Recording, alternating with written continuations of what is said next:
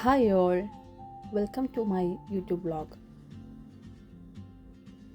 യുഎയിലുള്ള ഒരു private farm ഹൗസിലെ കാഴ്ചകളും വിശേഷങ്ങളുമാണ് ഈ വ്ലോഗിലൂടെ നമ്മൾ കാണാൻ പോകുന്നത്.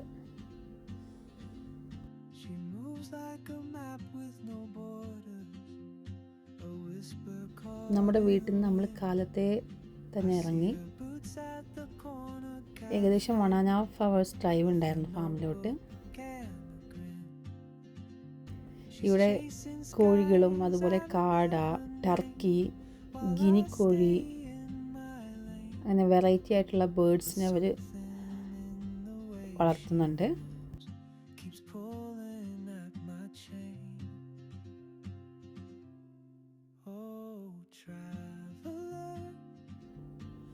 ഈ കാഴ്ചകളൊക്കെ കാണാൻ മക്കളായിരുന്നു കൂടുതൽ എക്സൈറ്റ് ആയിട്ടുണ്ടായിരുന്നത്. അവർക്ക് ഇങ്ങനെയുള്ള കാഴ്ചകളൊക്കെ ഇങ്ങനെയുള്ള ഫാമിൽ പോകുമ്പോഴേ കാണാൻ കഴിയുള്ളൂ. ഈ വീഡിയോയിൽ ഇനി കൂടുതലായിട്ടുള്ള എക്സൈറ്റിംഗ് ആയിട്ടുള്ള കൂടുതൽ ആനിമൽസിനെ ഉണ്ട്. ഈ ഫാം വൈൽഡ് ആനിമൽസിനെ കൂടെ വളർത്തുന്നുണ്ട്. അവർക്കിതിൻ്റെ റീപ്രൊഡക്ഷനും കാര്യങ്ങളൊക്കെ ആയിട്ടുള്ള ഒരു ഫാം ഹൗസാണിത്. നമ്മളിതിൽ കാണാത്തതും അതുപോലെ പേരറിയാത്തതുമായിട്ടുള്ള കുറേ ടൈപ്പ് വൈൽഡ് ആനിമൽസിനെ നമുക്കിവിടെ കാണാൻ പറ്റി. ഇതൊരു ഡെസേർട്ട് വൈൽഡ് ആനിമൽ ഫാമാണ്. ഇവർ ഡെസേർട്ട് ആനിമൽസിനെയാണ് റീപ്രൊഡ്യൂസ് ചെയ്തിട്ട് സെയിൽ ചെയ്യുന്നത്.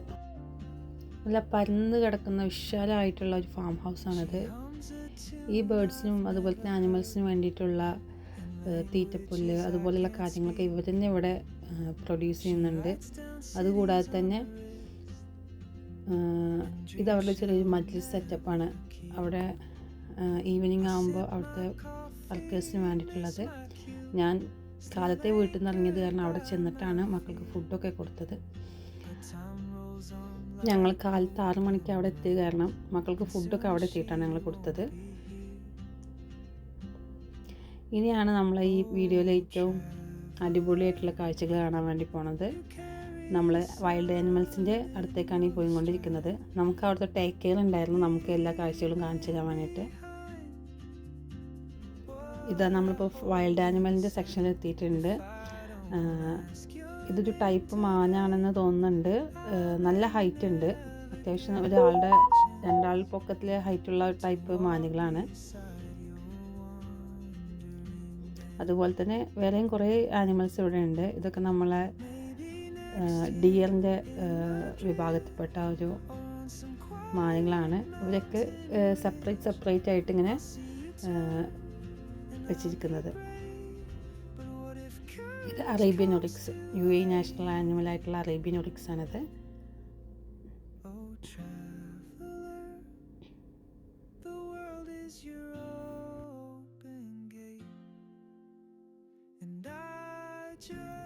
ഇതും മാനിൽപ്പെട്ടിട്ടുള്ള ഒരു ആനിമലാണ്. അത്യാവശ്യം നല്ല ഹൈറ്റുള്ള മാൻ വിഭാഗത്തിൽപ്പെട്ടുള്ള ഒരു ആനിമലാണിതും.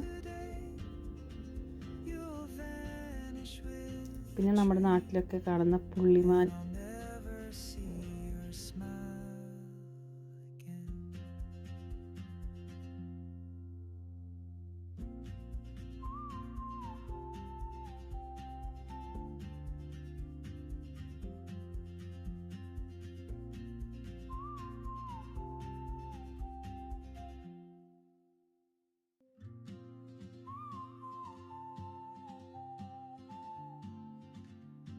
ഇത് എമു ആണ്. എമു ഇപ്പോൾ നാട്ടിൽ നമുക്ക് സൂവിലൊക്കെ കാണാൻ പറ്റുന്ന ഒരു ബേർഡാണ്.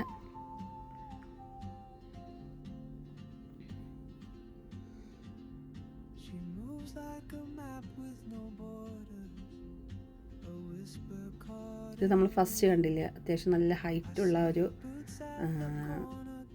ആനിമലാണിത്. ഇത് മാനിൻ്റെ വിഭാഗത്തിൽപ്പെട്ടുള്ള ഒരു ആനിമലാണ്.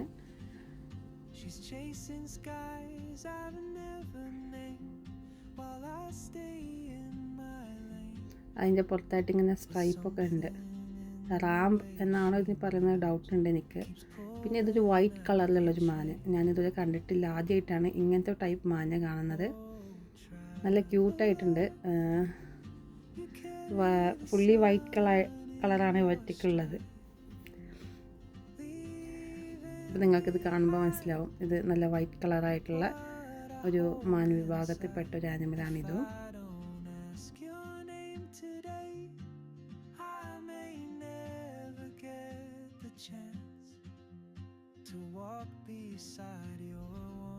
പിന്നെ ഇവിടെ ഇതാ 2 പശുക്കള വിഭാഗത്തിൽപ്പെട്ട 2 ടൈപ്പ് ഉണ്ട്. വളരെ ചെറിയതാണിത്, ഹൈറ്റ് വളരെ കുറവാണ്, പക്ഷേ നന്നായിട്ട് തടിച്ചിട്ടുള്ള ഒരു ആനിമൽ. പിന്നെ നേരത്തെ കണ്ട ഒറിക്സിൻ്റെ വേറൊരു ഡസൻ. ഇത് അറേബ്യൻ ഒറിക്സ് അല്ല, ഇത് വേറെ ഏതോ ടൈപ്പ് ഒരു മാനാണ്. ഇവിടെ ഡെസേർട്ടിലൊക്കെ കാണുന്ന ടൈപ്പ് മാനാണെന്ന് തോന്നുന്നുണ്ട്, പക്ഷെ നല്ലൊരു വെറൈറ്റി ആയിട്ടുള്ളൊരു ആനിമൽ. ഇതാ ഇവിടെ വീണ്ടും കുറേ മാനുകളുണ്ട്. അത് തമ്മിൽ അങ്ങോട്ടും ഇങ്ങോട്ടും കുത്തി പരിക്കേൽപ്പിക്കാതിരിക്കാൻ വേണ്ടിയിട്ട് അവരുടെയൊക്കെ കൊമ്പിൽ പൈപ്പ് ഇങ്ങനെ കട്ട് ചെയ്തിട്ട് കൊടുത്തിട്ടുണ്ട്. പിന്നെ ഇത് ചെമ്മരിയാടാണെന്ന് തോന്നുന്നുണ്ട്. ആ ടൈപ്പിൽപ്പെട്ട കൊമ്പൊക്കെ ഭയങ്കര വലുതായിട്ടുള്ള. ഇവിടെ ഒരു അഗ്രസീവായിട്ടുള്ള ഒരാളുണ്ട്. അയാൾ വീഡിയോ എടുക്കാൻ പോയപ്പോഴേക്കും ഓടി വന്ന് നമ്മളെ ഈ ഷീറ്റൊക്കെ കൊമ്പ് വെച്ച് കീറുന്നുണ്ടായിരുന്നു. ഇതാണ് ഫാം ഹൗസിൻ്റെ സെറ്റപ്പ്. 2 സൈഡിലായിട്ട് ഇങ്ങനെ ഇട്ട് വെച്ചിട്ടുണ്ട് ആനിമൽസിനെ. ഇതൊക്കെ അവരെ കേജാണ്, അവരെ ഇങ്ങോട്ട് ട്രാൻസ്പോർട്ട് ചെയ്തൊക്കെ ഈ കേജിലാണ്, വലിയ കേജാണ് ഇതെല്ലാം. ഇനി അടുത്ത് നമ്മൾ കാണാൻ പോകുന്നത് ഇവിടുത്തെ ഒരു ഫിഷ് പൗണ്ടാണ്. ഈ ഒരു മരുഭൂമിയിൽ ഇത്രയും ആഴത്തിൽ കുഴിച്ച് ഇത്രയും വെള്ളം സംഭരിച്ച് വെക്കുമ്പോൾ അത് അത്രയും നല്ലൊരു എഫേർട്ട് എടുക്കണം, എങ്കിലേ ഈ ചൂടത്ത് ഇത്രയും വെള്ളം അത് കണ്ടിന്യൂസ് ആയിട്ട് വെള്ളം ഒഴുകിക്കൊണ്ടിരിക്കുകയാണ് ഇതിലോട്ട്. എന്നാൽ മാത്രമേ ഉള്ളൂ അതിലാ ഒരു വെള്ളത്തിൻ്റെ ടെമ്പറേച്ചർ കീപ്പ് ചെയ്യാനും അതുപോലെ തന്നെ ആ വെള്ളത്തിൻ്റെ ആ ഒരു ക്വാണ്ടിറ്റി കീപ്പ് ചെയ്യാനും പറ്റുള്ളൂ. ഇതിലിപ്പോൾ അടുത്താണ് ഫിഷ് ഇട്ടിട്ടുള്ളത്, അത് കാരണം ചെറിയ ചെറിയ മീനുകളാണ് കാണാൻ പറ്റിയത്.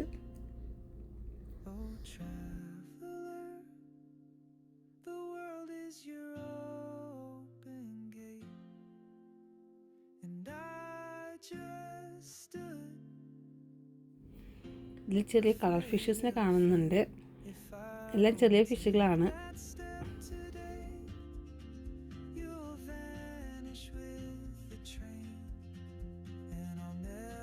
ഇത് വിശാലമായി കിടക്കുന്ന ഒരു മരുഭൂമിയാണ്, അതിലാണ് ഇവർ ഈ ഫാം ക്രിയേറ്റ് ചെയ്തിട്ടുള്ളത്. അപ്പോൾ നമ്മൾ നന്നായിട്ട് നടന്ന് നമ്മൾ കാഴ്ചകളൊക്കെ കാണേണ്ടത്. ഇതാണ് കൂസ് എന്ന് പറയുന്ന ഒരു വെജിറ്റബിളിൻ്റെ പ്ലാന്റാണ്. ഞാൻ ആദ്യമായിട്ടാണ് കാണുന്നത്. ഞാൻ കൂസ് കഴിച്ചിട്ടുണ്ടെങ്കിലും ആദ്യമായിട്ടാണ് ഇതിൻ്റെ ഒരു പ്ലാന്റ് ഞാൻ നേരിട്ട് കാണുന്നത്.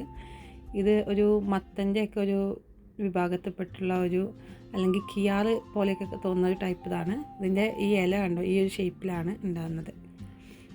കൂസ് അതുപോലെ കിയാറ് കുക്കുമ്പറെല്ലാം ഒരു ഇവിടെ പ്ലാൻ ചെയ്തിട്ടുണ്ട്. പിന്നെ ഈന്തപ്പന. ഇതിൽ കുറേ വർക്കേഴ്സ് ഉണ്ട് ഈ ഫാമിൽ. അതുപോലെ തന്നെ അടുത്തതായിട്ട് നമ്മൾ കാണാൻ പോകുന്നത് ടൊമാറ്റോ പ്ലാന്റ് ആണ്. ഇവിടെ തക്കാളി നിറയെ ഉണ്ട്, അത് നന്നായിട്ട് ടേക്ക് കെയർ ചെയ്യുന്നുണ്ട്. എനിക്ക് തോന്നുന്നു ഇനി ഒരു 1 മന്ത് കൂടി കഴിയുമ്പോഴേക്കും അതിലൊക്കെ നിറച്ച് കായ വരുന്നുണ്ടാവും. ഈ തല മുതൽ ആ തല വരെ പ്ലാൻ ചെയ്തിട്ടുണ്ട്. അപ്പോൾ മോൻ ചോദിക്കുകയാണ് ഇത് എന്ത് പ്ലാന്റാണ്. അപ്പോൾ ഞാൻ പറയുന്നുണ്ടായിരുന്നത് ടൊമാറ്റോ പ്ലാന്റ് ആണെന്ന് അവന് പറഞ്ഞു കൊടുക്കണം. അവൻ ചോദിക്കുന്നുണ്ട്, അവന് മക്കളിതൊക്കെ ആദ്യമായിട്ടാണ് ഇങ്ങനെ കാണുന്നത്. പിന്നെ അടുത്തതുള്ളത് നമ്മൾ നേരത്തെ കണ്ടതിനെ ഞാൻ പറഞ്ഞില്ലേ, ഇവരിവിടെ റീപ്രൊഡ്യൂസ് ചെയ്തിട്ട് ഇതിനൊക്കെ വിൽക്കുകയാണ് ചെയ്യുന്നത്. അപ്പോൾ ഈ ബേബീസിനൊക്കെ അവർ വേറൊരു ഭാഗത്തേക്ക് മാറ്റിയിട്ടുണ്ട്. നമ്മൾ നേരത്തെ കണ്ടത് മെയിൻ ഒരു ആനിമൽസിൻ്റെ ഇതായിരുന്നു. ഇവിടെ ഈ ബേബീസിനൊക്കെ അവർ സെപ്പറേറ്റ് ചെയ്തിട്ട് വെച്ചിട്ടുണ്ട്. ഇവിടെ നിന്നാണ് ഇവർ സെയിൽ ചെയ്യുന്നത്.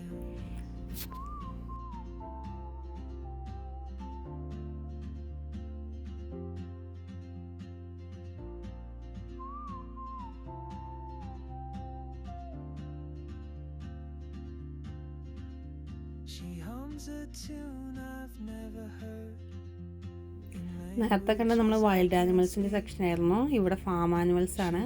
ഇവിടെ കൂടുതലായിട്ടും ഡിഫറെൻറ്റ് കൈൻഡ്സ് ഓഫ് ആടുകളാണ്. നമ്മൾ കണ്ടതും കാണാത്തതായിട്ടുള്ള കുറേ ആടിൻ്റെ ഒരു വിഭാഗങ്ങളുണ്ട്.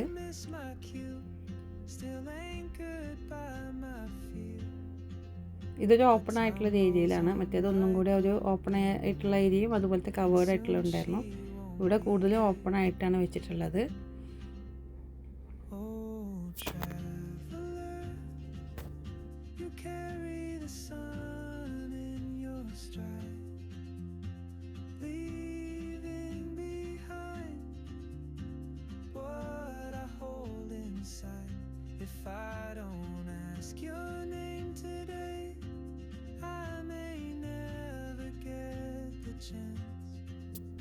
അടുത്തത് ഡോങ്കിയാണ്, കഴുത.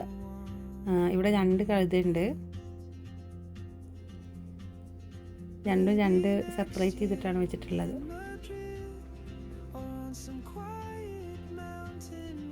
പിന്നെയുള്ളത് കൂടുതൽ ഇവിടെ ആടുകളാണുള്ളത്. ഇങ്ങനെ പല ടൈപ്പ് ഷീപ്പ്.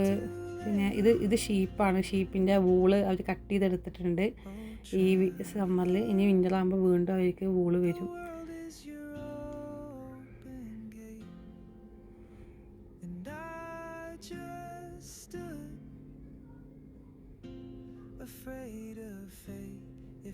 അമ്മയാടും തള്ളയാടൊക്കെ ആയിട്ട് നല്ല ഭംഗിയുണ്ടായിരുന്നു കാണാൻ.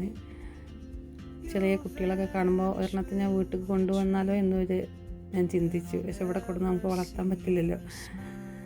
നല്ല ഭംഗിയുണ്ടായിരുന്നു കാണാൻ.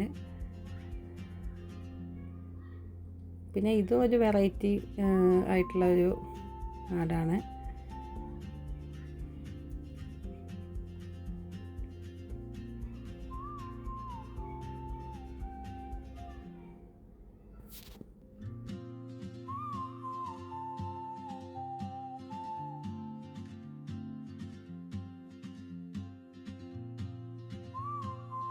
ഞങ്ങൾ ഏകദേശം 6 മണിക്ക് അവിടെ എത്തി. 10 മണി വരെ ഞങ്ങൾ അവിടെ നടന്ന് കണ്ടു, കാരണം അത്രയും ദൂരം നടക്കാണ്ട്. അതിനുശേഷം അവിടെ നിന്ന് ഞങ്ങൾക്ക് ഹാർവെസ്റ്റ് ചെയ്തിട്ടുള്ള കുക്കുംബർ തന്നു. നല്ല ഫ്രഷ് കുക്കുംബറായിരുന്നു. അപ്പോൾ ഒരു ട്രേ കുക്കുംബറും നമുക്ക് തന്ന ശേഷം നമ്മളങ്ങനെ നേരെ വീട്ടിലോട്ട് പോന്നു. ഇത് ഏകദേശം അല്ലയിൽ നിന്ന് സുഹിയാൻ ആ ഒരു ഏരിയയിലാണ് ഈ ഫാം ഹൗസ് വരുന്നത്. ഇവിടെ 1.5 hours ട്രാവൽ ചെയ്യാണ്ട്. പിന്നെ ഇതൊരു ഒറ്റപ്പെട്ടൊരു ഏരിയയാണ്. ഒരു സ്ട്രീറ്റ് ലൈറ്റോ അല്ലെങ്കിൽ ഇങ്ങനെ റോഡൊക്കെ ഭയങ്കര ഫുള്ളി മരുഭൂമിയിലോട്ടുള്ളൊരു റോഡാണ്. ഏകദേശം ഒരു 11-12 മണിയായപ്പോഴേക്കാണ് ഞങ്ങൾ വീട്ടിലെത്തിയത്. എന്തായാലും നല്ലൊരു അനുഭവമായിരുന്നു. ഒരു ഫാം ഹൗസ്, ഇതിലേക്ക് ഞാൻ പറഞ്ഞില്ല പ്രൈവറ്റ് ഫാം ഹൗസ് ആയതുകൊണ്ട് ഇതിലേക്ക് പുറത്തുനിന്ന് ആൾക്കാർക്കൊന്നും ആക്സസ് ഇല്ല. നമ്മൾ ഒരു ഫ്രണ്ട് വഴിയാണ് പോയതാണ്. ഇതിൻ്റെ ഓണർ ഇവിടെ ലോക്കൽ ഒരു അറബി ആയതുകൊണ്ട് നമ്മളങ്ങനെ പോയെന്നുള്ളൂ, നമ്മളറിയുന്ന ഒരാളായതുകൊണ്ട്. അപ്പോൾ ഇതൊക്കെയാണ് ഈ വ്ളോഗിലെ കാഴ്ചകൾ. നിങ്ങൾക്ക് ഇഷ്ടമായെന്ന് വിചാരിക്കുന്നു. അതുപോലെ ഇവിടെ ഒരു മരുഭൂമിയിൽ സോളാർ പാനൽ ഉണ്ടായിരുന്നു കേട്ടോ. വളരെ ഇങ്ങനെ നിങ്ങൾക്ക് കാണുമ്പോൾ കാണാം, അതിൽ ഇങ്ങനെ ഒരു ഏരിയ, വലിയൊരു ഏരിയ കവർ ചെയ്തിട്ട് സോളാർ പാനൽ ഉണ്ടായിരുന്നു. അതെല്ലാം കണ്ടു. അപ്പോൾ അതൊക്കെയാണ് ഇന്നത്തെ കാഴ്ചകൾ. എല്ലാവർക്കും ഇഷ്ടമായാൽ ലൈക്ക് ചെയ്യാനും സബ്സ്ക്രൈബ് ചെയ്യാനും മറക്കരുത്. Okay, thank you.